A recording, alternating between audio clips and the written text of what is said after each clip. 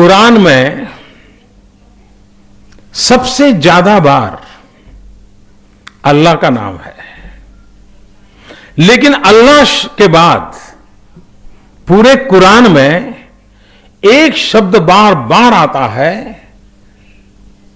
जो second highest मैं कह सकता हूं अल्लाह के बाद, वो आता है इल्म। अस्सलाम वालेकुम वरहमतुल्लाहि वबरकातुहू। नमस्कार, आदाब, सत श्री अकाल। कैसे मेरे भाइयों दोस्तों, उम्मीद करता हूँ लोग बहुत अच्छे से होंगे और हमेशा खुश रहिएगा, यही मेरी दुआ है। मैं कुछ स्पीच पिछले वीडियो में दिया था।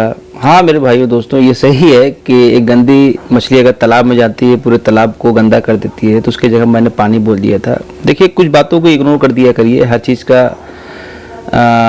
उसका मुद्दा मत बना लिया करिए। भाई इंसान हो, गलतियाँ हो जाती हैं।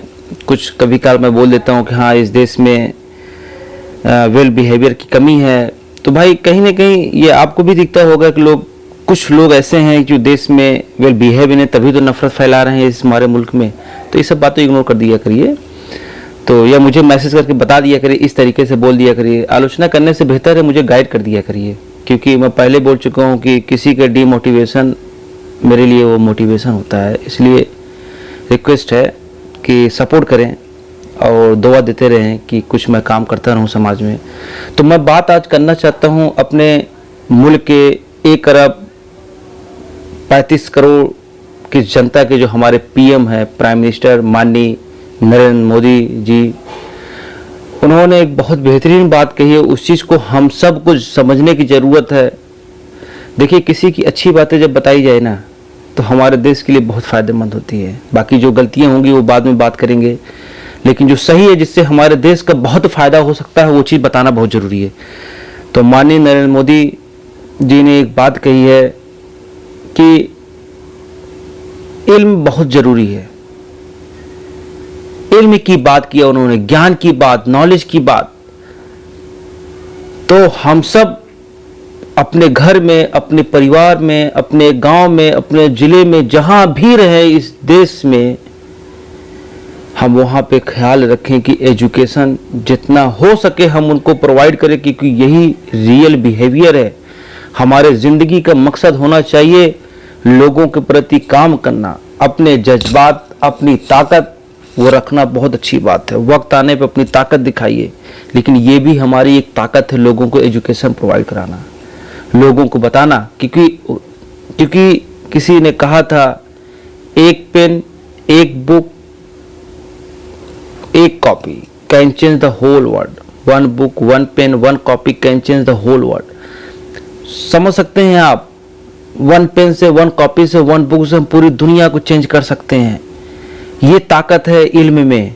ये हमारे माननीय नरेंद्र मोदी साहब ने कहा। अब मैं रिक्वेस्ट करना चाहूँगा अपने देश के पीएम से, अपने देश से पॉलिसी मेकर से, कि जो भी मैनिफेस्टो आता है सरकार का, उस मैनिफेस्टो में एजुकेशन को बहुत लास्ट में रखा गया है, एजुकेशन को फर्स्ट पे रखा जाए।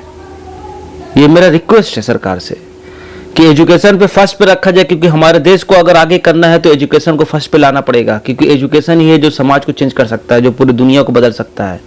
हमारा देश डेवलपिंग से डेवलप हो सकता है अगर एजुकेशन को हम फर्स्ट पे लाएंगे। ये मेरा मानना है, बाकी किसी के कोई सजेशन हो मुझे बता सकता है। एजुकेशन पे फर्स्ट पे लाया जाए और with humanity. Education with humanity होना चाहिए, वरना आप समझ सकते हैं कि पढ़े लिखे लोग भी बहुत जाहिलियत कर देते हैं इस मुल्क में। ऐसी टिप्पणी कर देते हैं कि मुझे बताने में भी शर्म आती है, मैं उन पर क्या बोलूं कि न जाने हिंदू मुस्लिम। अरे मेरे भाई, गरीबी हिंदू मुस्लिम होता है।